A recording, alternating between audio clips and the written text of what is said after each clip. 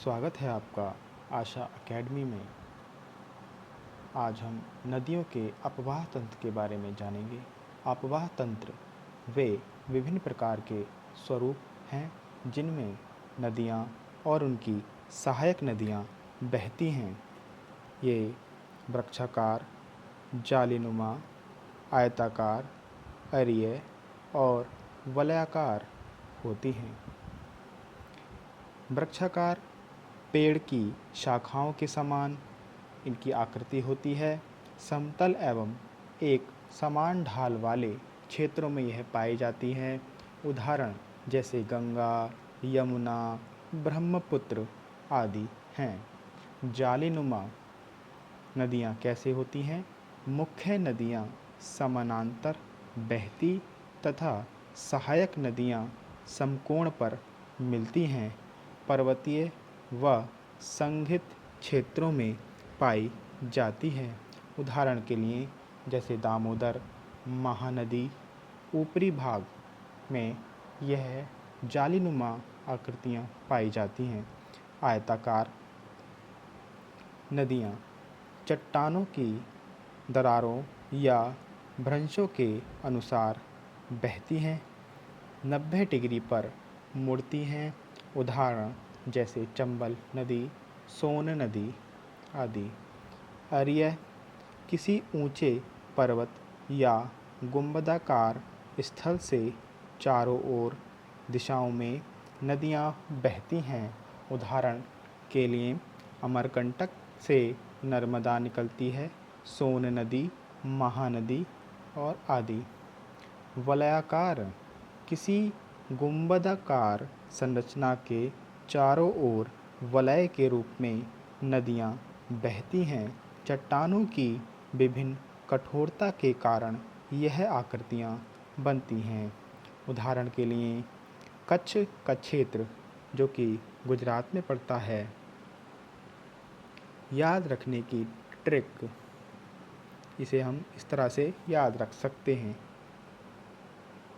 वृक्ष जाल आयत, अरीय वलय बने, अपवाह के संगठन सही। भू आकृतियों के अनुसार बहती बनाती धरती का श्रृंगार सभी। अपवाह तंत्र का महत्व जल निकासी को व्यवस्थित करता है, मिट्टी के कटाव और अपरदन को प्रभावित करता है, बाढ़ नियंत्रण और जल प्रबंधन में सहायक होता है, स्थानीय भू आकृति ज्ञात प्रदान करता है। डेल्टा और एस्चुरी में अंतर।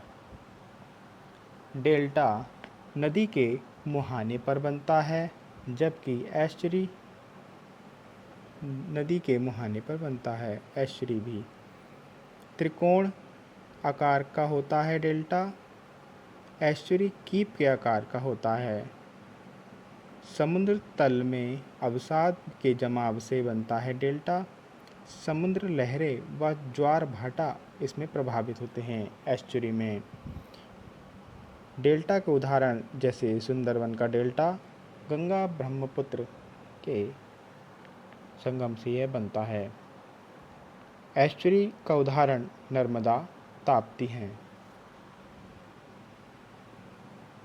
नदियों का महत्व एवं उपयोग। नदियों का महत्व जीवन का आधार। नदियाँ सभी जीवों के अस्तित्व के लिए जल प्रदान करती हैं। कृषि में यह सहायक होती हैं। सिंचाई के माध्यम से फसलों की उपज बढ़ाने में सहायक होती हैं।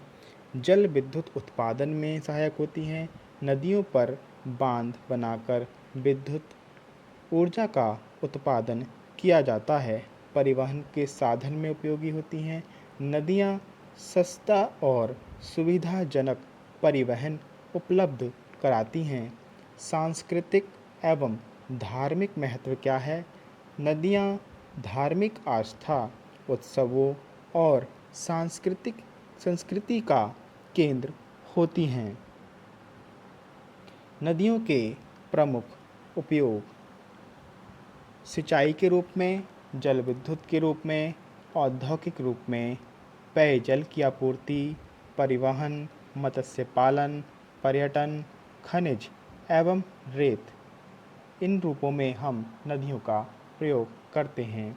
सिंचाई कृषि के लिए जल प्रदान करती है। जल विद्युत बांधों द्वारा बिजली उत्पादित होती है।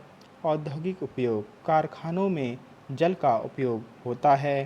पेय आपूर्ति शुद्ध जल के स्रोत के रूप में उपयोग होता है। परिवहन व्यापार और यातायात में सहायक होते हैं। मत्स्य पालन मछलियों के पालन का महत्वपूर्ण साधन है। पर्यटन प्राकृतिक सौंदर्य से पर्यटन को बढ़ावा मिलता है। खनिज एवं रेत निर्माण कार्यों के लिए और खनिज मिलते हैं। इसे याद रखने के लिए हम प्रयोग कर सकते हैं एक ट्रिक का। जी से जीवन, क से कृषि, ज से जल विद्युत, प से परिवहन, स से संस्कृति। जी कज पस। नदियाँ जीवन, कृषि, जल विद्युत, परिवहन और संस्कृति इन पांचों क्षेत्रों में महत्वपूर्ण भूमिका निभाती है। जहाँ नदियाँ बहती हैं वहाँ सभ्यताएं पनपती हैं। भारत की अधिकांश नदियाँ वर्षा एवं हिमनदों से पोषित होती हैं।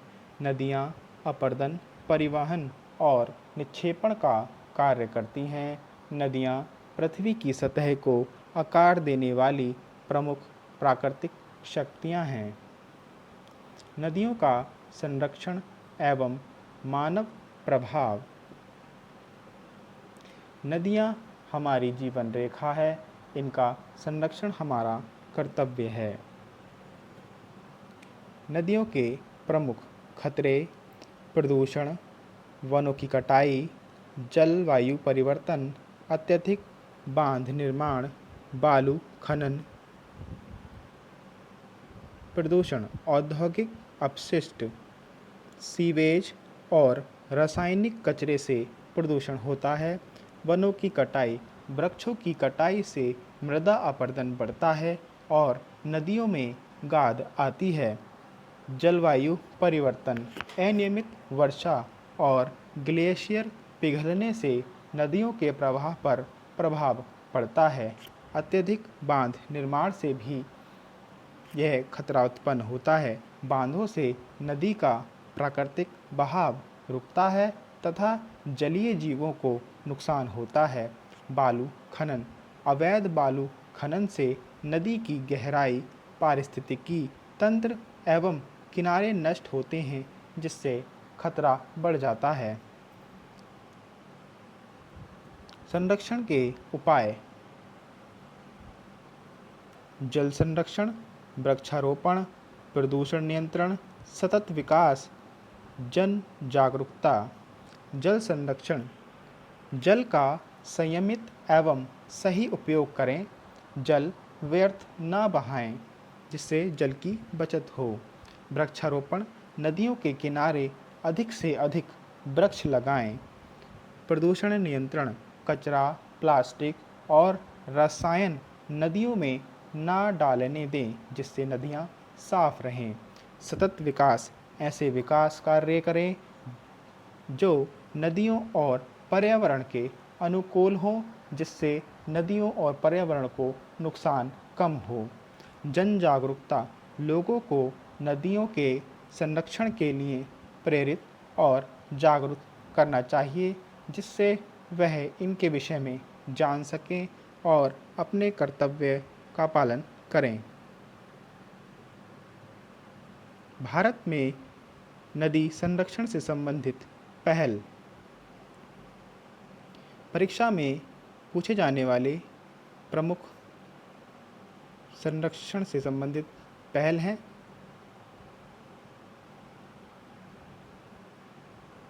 नमामि गंगे। गंगा नदी के संरक्षण और स्वच्छता के लिए केंद्र सरकार की प्रमुख योजना है। राष्ट्रीय नदी संरक्षण योजना प्रदूषण रोकथाम और नदी के तंत्र के संरक्षण के लिए चलाया गया।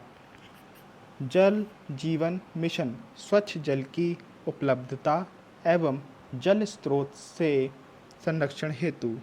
अटल भूजल योजना भूजल एवं जल स्रोतों के सतत प्रबंधन के लिए अटल भूजल योजना चलाई गई। हरित भारत अभियान वृक्षारोपण और हरित आवरण बढ़ाने के लिए हरित भारत अभियान योजना चलाई गई। याद रखने की ट्रिक। नदियाँ। न से नमामि गंगे, द से देश की धरोहर, ज से या से जल ही जीवन। नदियाँ ना हों तो क्या होगा? पेयजल की कमी हो जाएगी, कृषि उद्योग और परिवहन बाधित हो जाएगा, जल जीवन जंतु विलुप्त हो जाएंगे, पर्यावरण असंतुलित हो जाएगा, मानव जीवन संकट में पड़ जाएगा।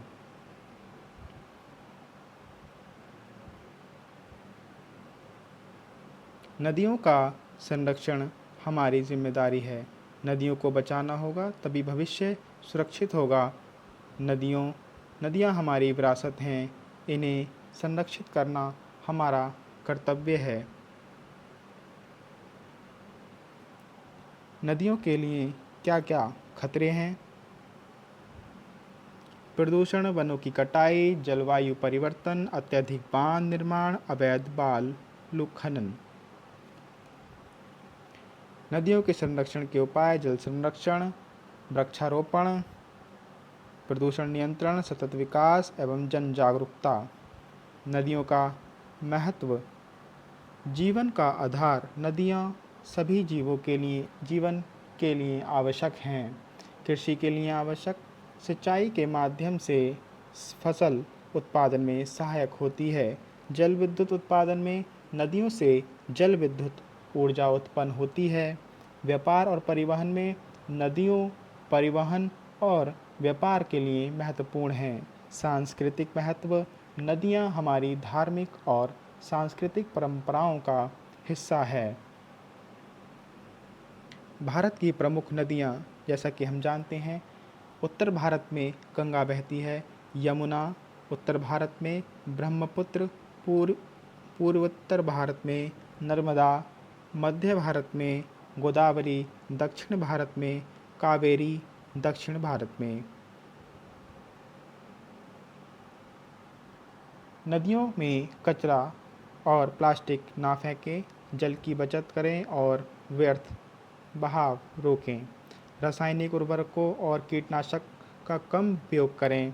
नदियों के तटों पर वृक्ष लगाएं और उनकी रक्षा करें। नदियों के संरक्षण के लिए जन जन को जागरूक करने की आवश्यकता है। नदियों का सतत विकास और संरक्षण।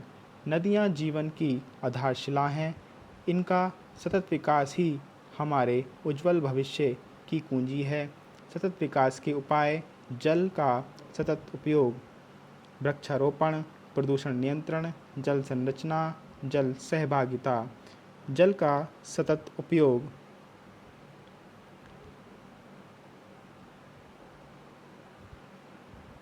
जल का विवेकपूर्ण उपयोग करें और अपव्यय को हमें रोकना चाहिए। वृक्षारोपण, नदियों के किनारे अधिक से अधिक पेड़ लगाने चाहिए। जल प्रदूषण नियंत्रण, औद्योगिक और घरेलू अपशिष्ट को नदियों में न बहाएं। जल संरचना, बांध, तालाब और चेक डैम बनाकर जल संग्रह करें। जल सहभागिता, जन जागरूकता से ही नदियाँ संरक्षणों का संभव है। नदियों को प्रदूषित करने के का प्रमुख कारण औद्योगिक अपशिष्ट, घरेलू सीवेज, कृषि रसायन, प्लास्टिक और ठोस कचरा, प्रतिमाओं का विसर्जन प्रमुख कारण हैं। नदियों के संरक्षण के लाभ। स्वच्छ पेयजल, जलीय जीवन का संरक्षण, कृषि और उद्योगों को लाभ, जल संतुलन बनाए रखना, आने वाली पीढ़ियों के लिए सुरक्षित भविष्य। नदियों में कचरा और प्लास्टिक न डालें, जल का सदुपयोग करें और जल को बचाएं। नदी किनारे सफाई अभियान में भाग लें, लोगों को जागरूक करें और संदेश फैलाएं। प्राकृतिक संसाधनों का संरक्षण करें।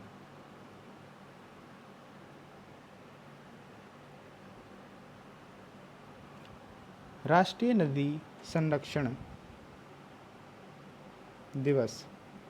हर 24 सितंबर को राष्ट्रीय नदी संरक्षण दिवस मनाया जाता है। आइए इस दिन हम संकल्प लें कि नदियों को स्वच्छ, निर्मल और अविरल बनाए रखें। हमारा संकल्प क्या होना चाहिए? हम नदियों को स्वच्छ और निर्मल बनाएंगे, हम जल का सदुपयोग करेंगे और जल बचाएंगे, हम प्रकृति और पर्यावरण की रक्षा करेंगे, हम आने वाली पीढ़ियों के लिए हर दिन नदी को जीवनदायिनी बनाएंगे। नदी बचेगी तो जीवन बचेगा, जीवन बचेगा तो भविष्य संवर जाएगा।